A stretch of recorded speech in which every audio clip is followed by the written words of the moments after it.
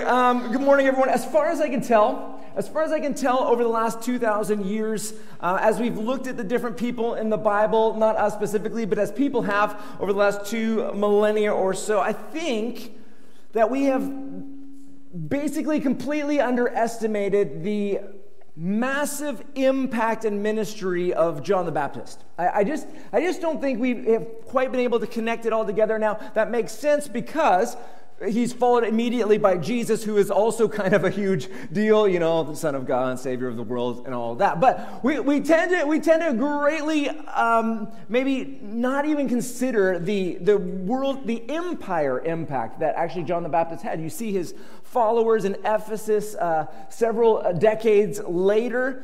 John's ministry was massive, and John is in his 20s during his ministry. He comes to this moment where he makes one of the most extraordinary declarations. He's looking at Jesus, and he's coming about Jesus' ministry and his own ministry, and he cannot be older than 31 at this moment. He's most likely in his late 20s, maximum 31, when he says these extraordinary words, which has just been preserved through the ages, when John the Baptist declares about Jesus, "He must increase, I must decrease. I must decrease." Now, that is an extraordinary statement for someone as successful, as empire impacting, as young even as he was at that period of time. We're in a series entitled Make a Difference, Learning to Follow God Well, and today we're going to take a look at another extremely essential, an absolute essential when it comes to following God well. If you don't have this, if you don't grow in this, if you don't cultivate this in your life, you're just never going to be able to be someone who follows God well all the days of your life. And what it is, what we're talking about today is, I'm calling mighty humility. Mighty humility. Now, just in case that's confusing, I need to distinguish quickly between humility and being humbled. When you are humbling yourself, you are weakening yourself. When you're humbled by God, you are being brought down low. Humility isn't that. Humility is the ideal fruit or result in our hearts of being humbled. It's not always. In fact, sometimes it's anger, bitterness, resentment, giving. There's a lot of possible fruit of being humbled. The ideal fruit is humility. And humility is different. This is being brought down, but humility isn't weak. It's mighty. It's a different kind of mighty, but it's a mightiness. Biblical humility is. So just to distinguish between these concepts, biblical humility, biblical humility is what it is, but humility is when you can't talk in front of a room full of people. No, biblical humility has nothing to do with self-doubt or doubt. It doesn't have anything to do with downplaying the amazing ways that God has made you each, and uniquely. It's humility isn't about downplaying that. Biblical humility, that fruit of being humbled potentially, it's mighty. And so when God says things like God opposes the proud, but gives grace to the humble, and so humble yourself, lower yourself, bring under the mighty hand of God that he might lift you up in due time.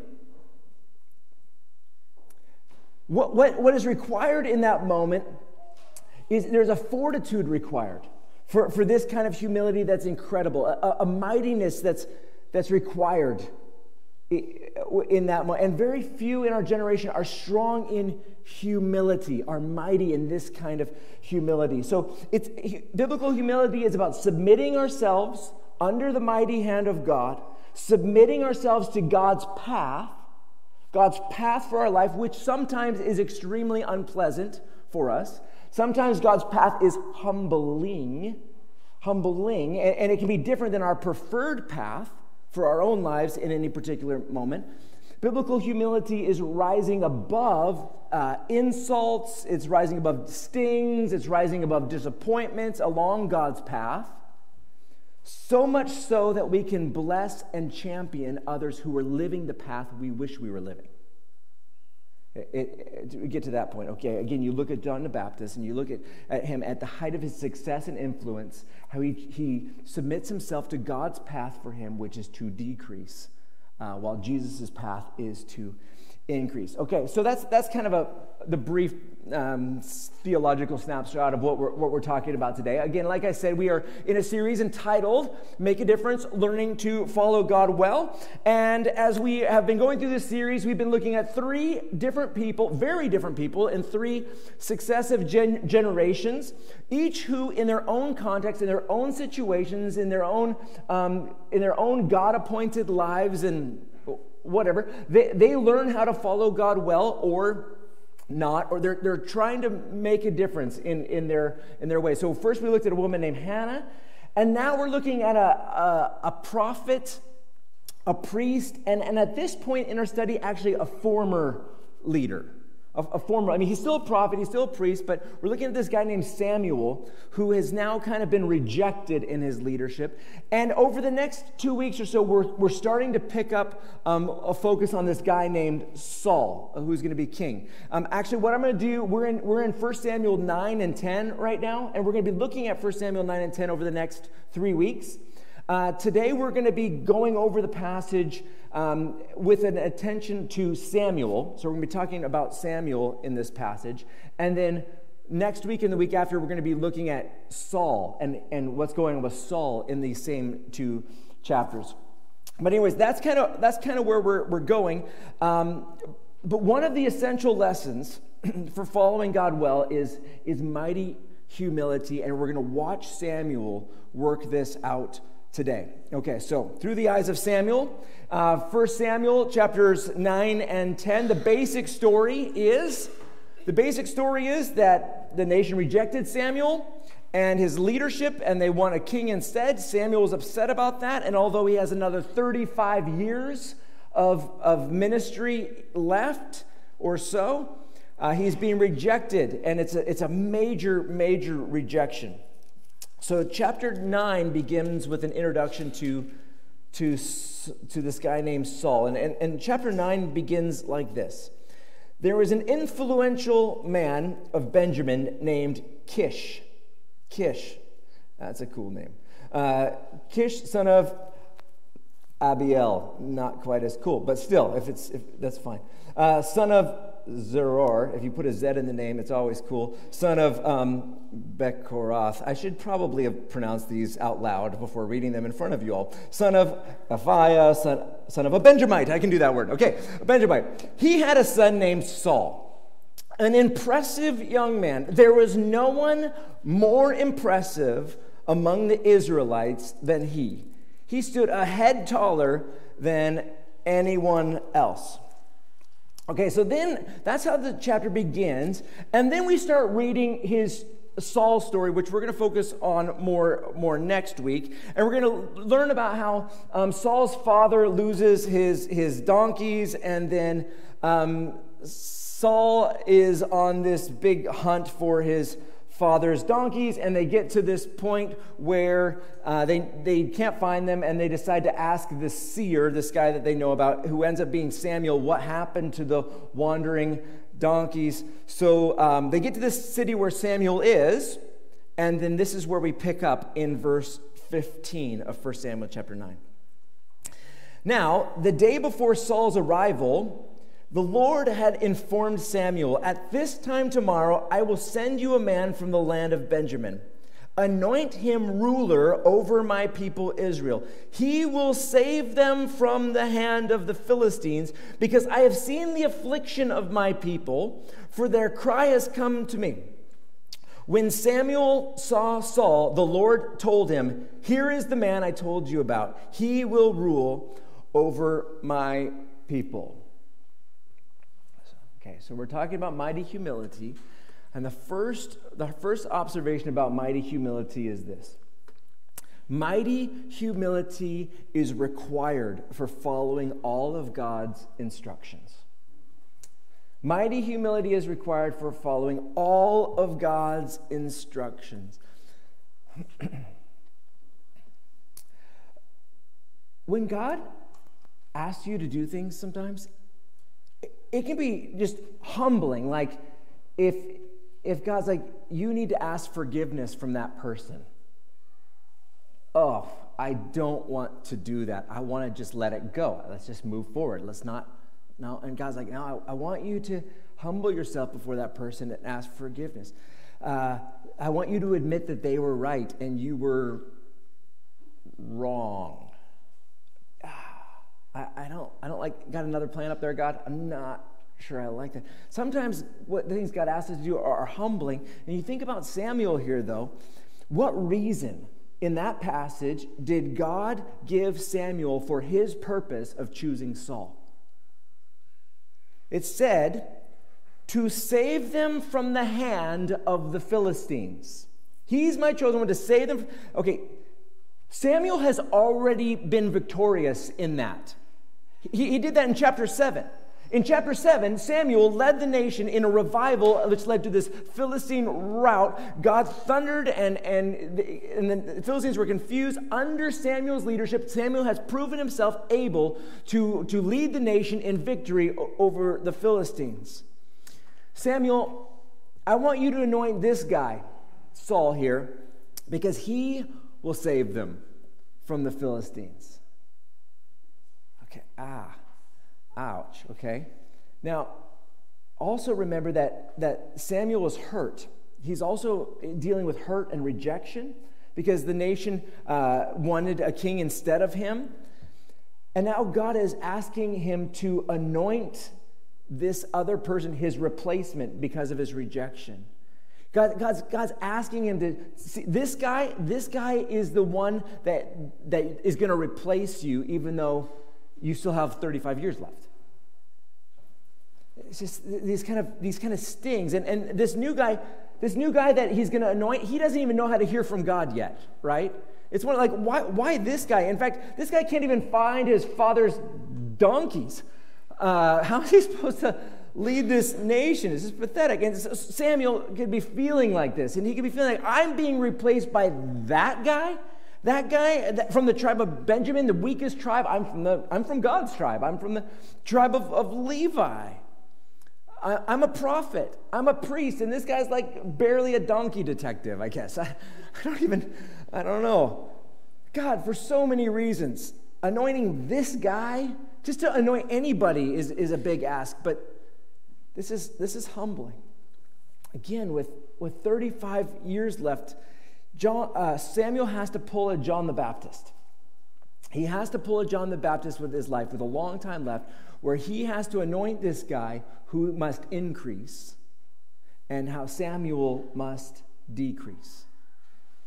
Way too early. Now, that is a heart check for anyone. That's a heart check for anyone. To go through hurt and to go through rejection and then have to submit to that and decrease while you put forward the person who is symbolizing that rejection. I wish the path of following God was like, okay, so it gets better, and then we're faithful. And then it gets better, and then it's faithful. And then it gets better, and then it gets more, and it gets more, and it gets more. I wish that was how it worked, following God. No backsteps, actually. I don't like any backsteps ever. I don't like that at all. But that's just not how it works. Very often, God asks us to take backsteps. Financial backsteps, or professional backsteps. I guess the question that hangs over this bit is, do we have the mighty humility to courageously follow the instructions of God when they point down and not up? Or when they're lifting others up, even when we're feeling hurt and stung, and we have to submit to the mighty hand and direction of God for now. It takes a mighty humility. But there's more to this, and it'll become more clear as we keep reading. So that was in verse 17. Here's the man I told you about. Then verse 18, we read this. Saul approached Samuel in the gate area and asked, "Would you please tell me where the seer's house is?" "I am the seer," Samuel answered. "Go up ahead of me to the high place and eat with me today. When I send you off in the morning, I'll tell you everything that's in your heart. As for the donkeys that wandered away from you 3 days ago, don't worry about them because they've been found. And who does all Israel desire but you and all your father's family?" Saul responded, "Am I not a Benjamite from the smallest of Israel's tribes? And isn't my clan the least important of all the clans of the Benjamite tribe? So why have you said something like this to me?" Samuel took Saul and his attendant, brought them to the banquet hall, and gave them a place at the head of the 30 or so men who had been invited. Then Samuel said to the cook, "Get the portion of meat that I gave you and told you to set aside."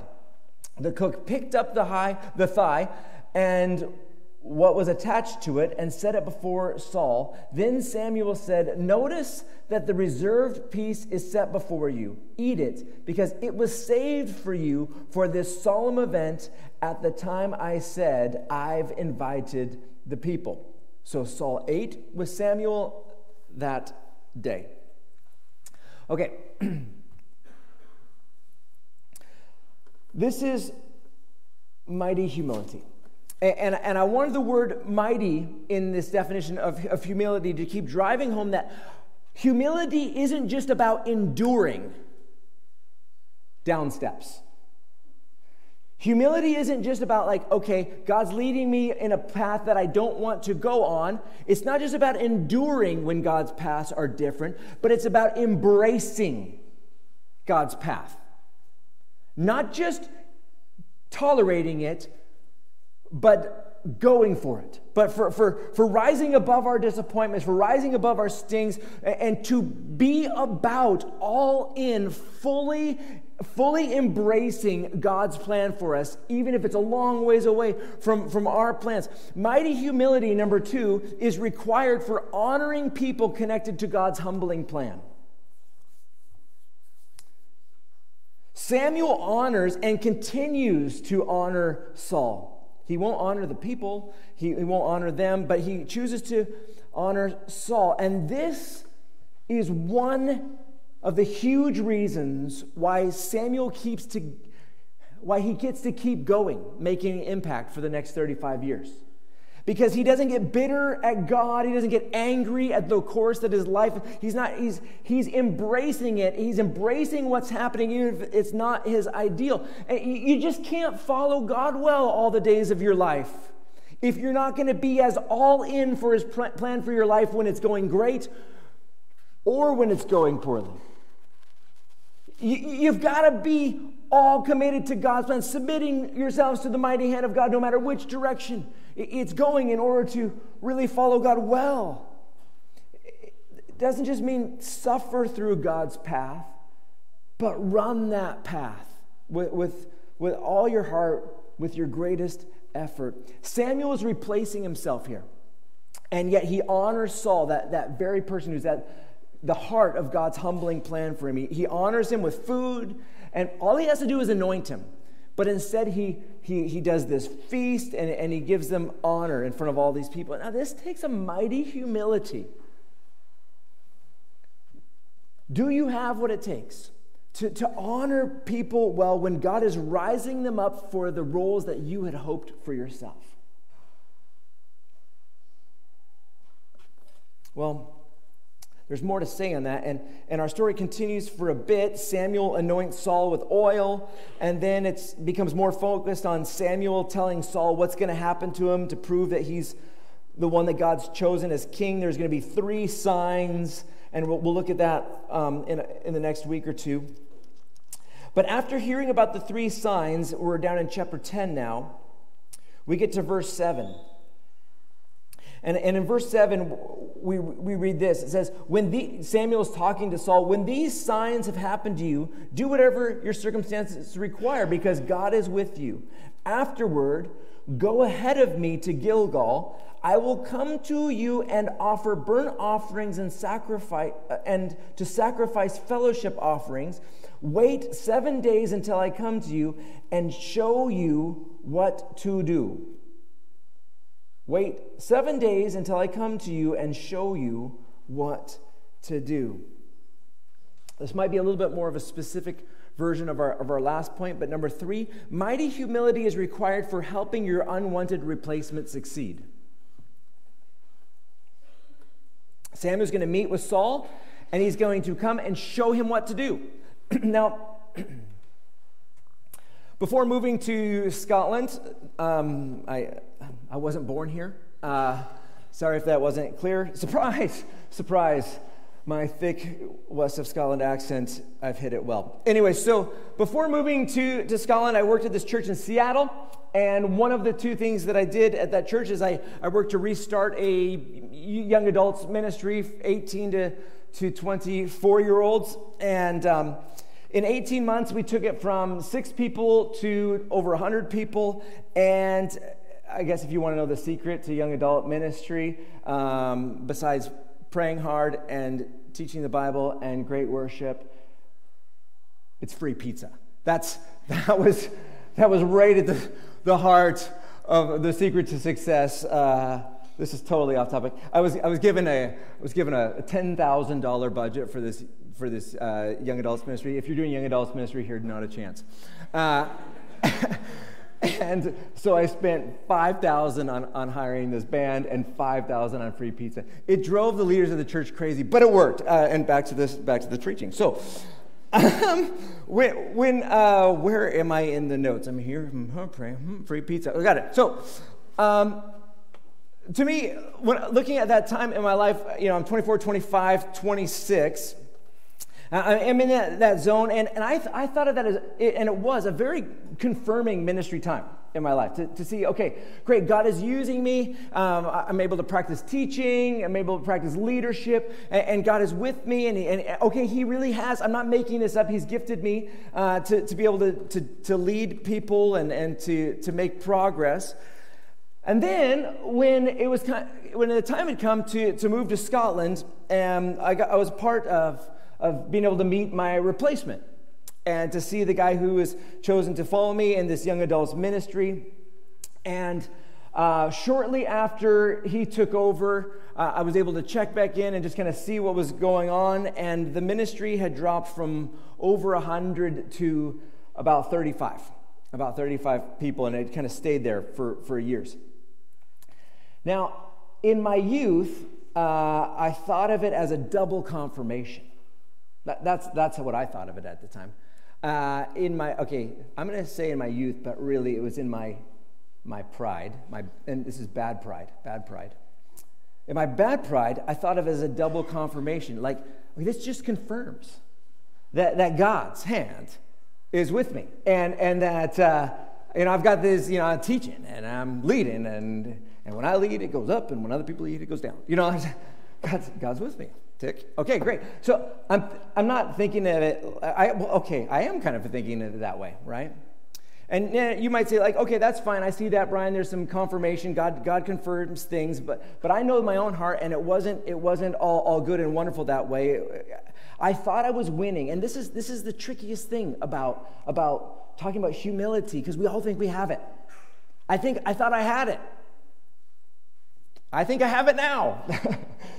But I thought I had it, and I thought that this was all about God's confirming future for my life. But I wasn't grieving like a true humbled person. Somebody with humility would be grieving over it. And did I call up this guy? His name was Josh. Did I call up Josh and say, Josh, here's what worked for me. And here's the church dynamics that I had to kind of struggle against. Here's what kind of irritated them. But if you push against this, it's what I was doing, and it could help you. This could serve you well if you kind of just keep following this. You can do whatever you want. But did I set up that time to intentionally meet with this guy named Josh to help him succeed after me? No, I didn't do that. I didn't do that. I didn't do that. And I was just in this mindset, hey, 26-year-old Brian, it was about shining in those ministry skills, but I was failing in the humility skills. The more important ones. I didn't have the humility to help my successor succeed. Now, praise God that he's taken me through several years, decades of humbling here in Scotland. I think I've got a long ways to go. I'm praying for a break in the process of being humbled and all that sort of stuff.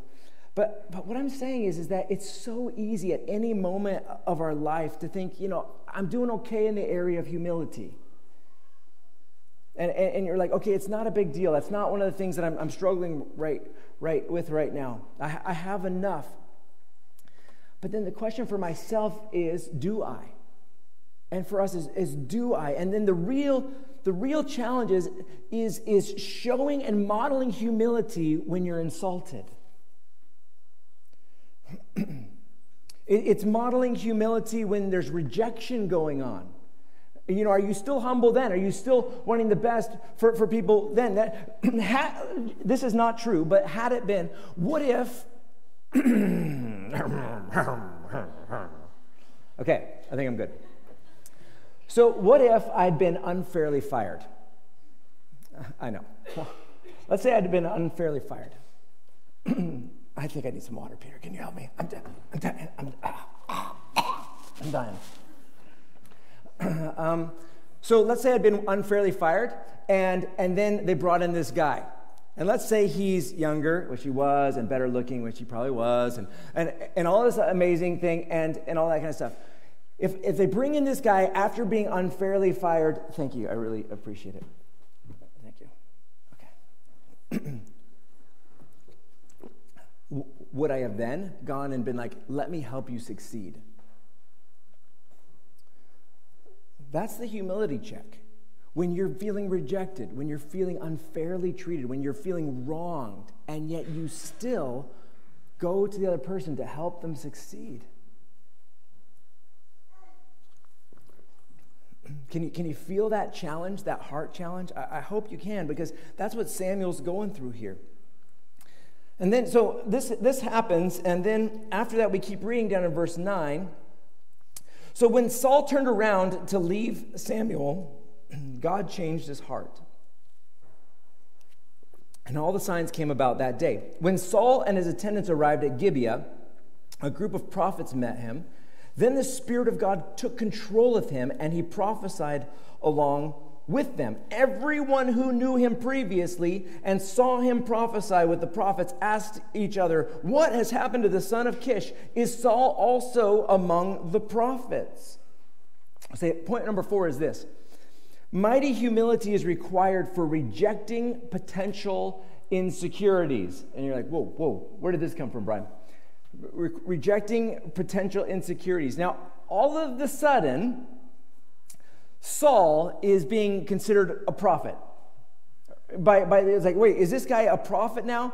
And Samuel's like, that's my main gig. That's my thing that I've had all my life. I've been a leader, and now this guy Saul's a leader. I've been the prophet, and now people are looking to Saul is he now a prophet? Oh man, everything is kind of being taken away. This upstart becomes known for the thing that's my thing, that I'm better at, that I'm more experienced about, and everybody's looking to this guy now. There are other pithy insecurities that I don't think Samuel has at all, but might impact some of us. I read them at the beginning, and that's why I read the first 3 verses of chapter 9, just at the very, very beginning, where it talked, where Saul was described as an impressive young man. As an impressive young man. There was no one more impressive among the Israelites than he. Now, what is that impressiveness? I don't know. Probably appearance-wise, because it's describing his appearance. For some people, appearance insecurities are a huge deal. And that person is more beautiful than I am, or they're more impressive looking than I am.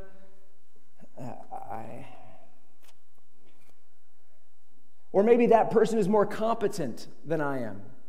Or they're just more impressive in their competence that way. And that can push your buttons. Treating someone poorly or being upset about things because we're insecure about how impressive they are, in one way or another, that's not okay. Mighty humility rises above those insecurities. It rises above the insecurities to bless those who God is rising up. Samuel doesn't seem fazed by those potential insecurities, but I just thought I'd mention it, knowing that we might not all be as amazing as Samuel. But this idea of his thing being taken over, the prophetic thing, and just Saul just being more impressive than he is. Much more impressive. But finally, we skip down to verse 17, looking at mighty humility, and we read this, and this one worries me. In verse 17, we read, Samuel summoned the people to the Lord at Mizpah and said to the Israelites, "This is what the Lord, the God of Israel, says. I brought Israel out of Egypt, and I rescued you from the power of the Egyptians and all the kingdoms that were oppressing you. But today you have rejected your God who saves you from all your troubles and afflictions. You said to him, 'You must set a king over us.' Now, therefore, present yourselves before the Lord by your tribes and clans." And we're going to see what happens there and how Saul is chosen in that moment. But there's something that we see flavors of throughout this whole story, and really we saw it in chapter 8, we'll see it in chapter 9, and you see flavors. I'm gonna say the point, and then I'll explain what I'm saying. Mighty humility is required for following when God seems confusing. Mighty humility is required for following when God seems confusing. Again, I see this all over the Bible. I find it troubling. I find it complicated. I find it a little bit unnerving. So God is giving them a king. He's answering their request. God is saying, "You want a king? Okay, I'm going to pick this guy. I'm going to help this guy even. I'm going to help him. I'm going to help the king that you've chosen. And here he is, and you've asked for it. I'm giving you what you asked for." But God's also going to be angry at the people for this moment at the same time. He's giving them what he asked, but he's angry. And not only that, in chapter 12, God's going to destroy their wheat harvest because they've asked for this king. And I get this, okay, wait, God, are there prayer requests that I'm praying that you might answer, but then you're going to be angry at me for asking, even though you're going to answer and say yes to them?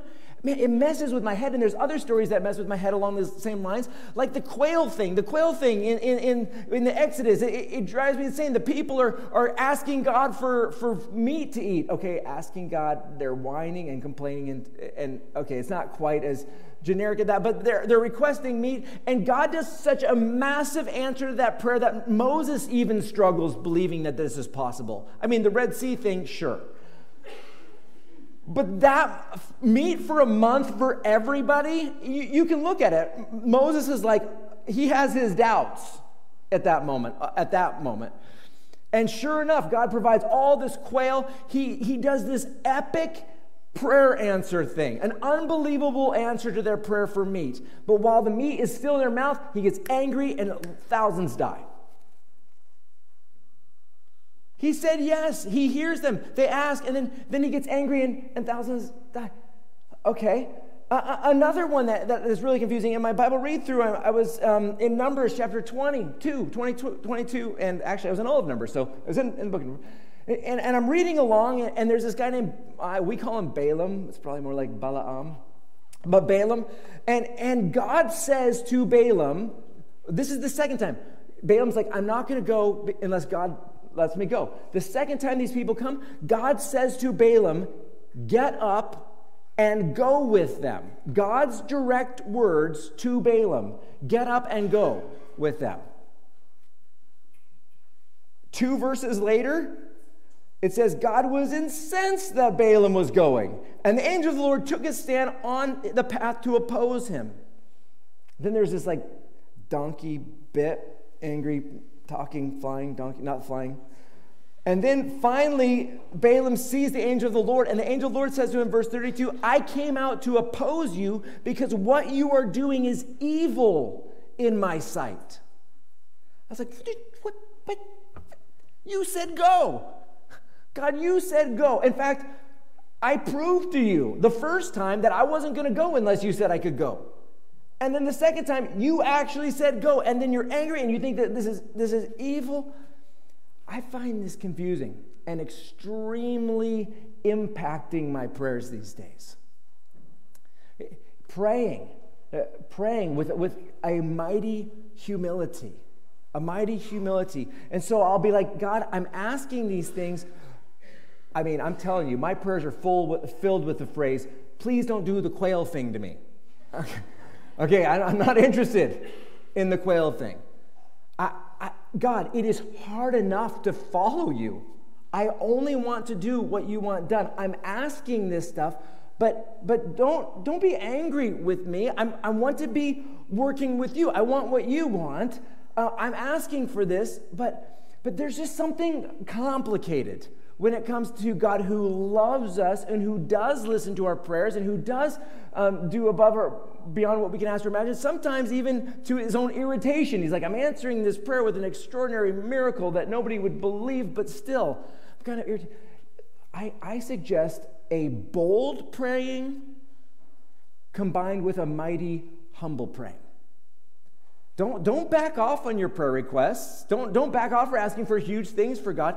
But, for me, I'm very much guided by that. Okay, God, there's some complicated prayer answer things here in the Bible. And with Samuel, you give them a king, and yet you're going to destroy the wheat harvest. I'm not looking for those kind of answered prayers for my life. I want to bring this prayer request, and it means so much to me. But God, I don't want you to be angry at me. I don't want you to give me this and then turn. I want your ways. I want your ways. This is my request, but don't turn. And I find prayer just so humbling because God is so loving and amazing. Like, it seems like he answers more prayers than he wants to, even.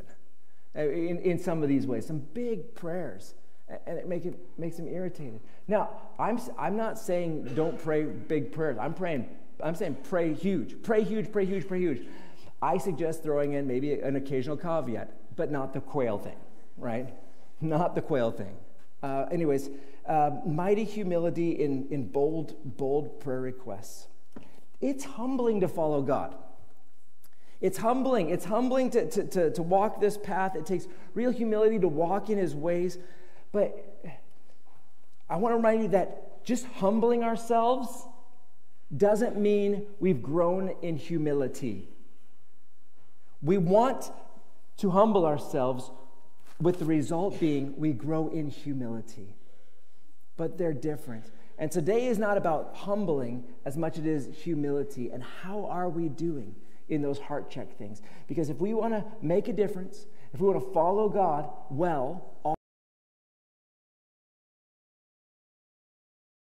in all of us in the area of humility.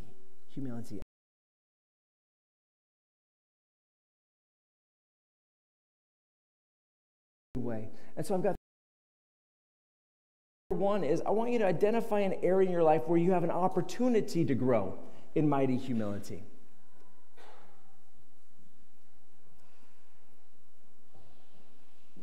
2, Google.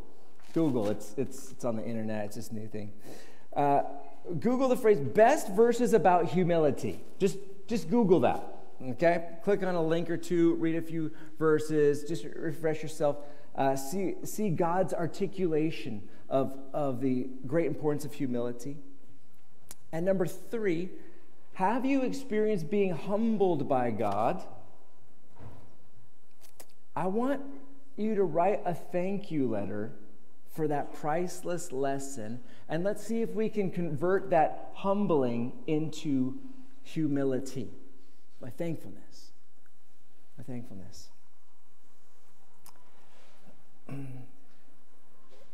One of my favorite verses about this topic is in Micah. Very famous passage. And And it says, like, hey, people, God, mankind, God has shown you what is good and what he requires of you. To act justly, to love mercy, and to walk humbly with your God. To walk humbly with your God. I know that God is stirring up a new generation of people who can be